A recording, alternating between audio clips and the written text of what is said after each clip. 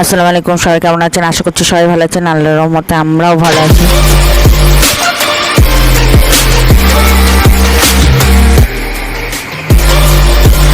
বাবুকে নিয়ে সকাল সকাল ভিডিওটা শুরু করলাম। তো ওর আব্বু চলে গেছে, মনটা খারাপ, সেই জন্য আমরাও। আর চারিদিকে যা শোনা যাচ্ছে বাচ্চার চুরির এতে আমার একদম মনটা প্রচুর খারাপ। আর সকাল থেকে কোনো কাজই করতে ভালো লাগেনি।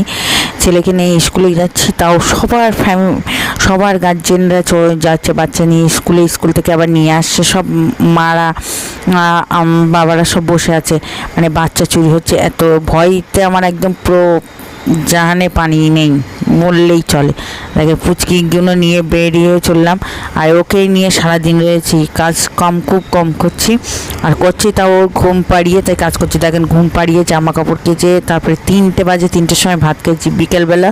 ওকে নিয়ে একটু ঘুরতে বেরিয়েছি, তাও ছেলে একদম চোখের সামনে।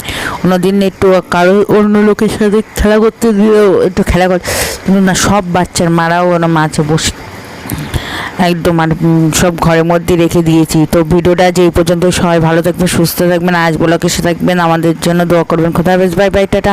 আমাদের চ্যানেলটা সবাই সাবস্ক্রাইব করবেন।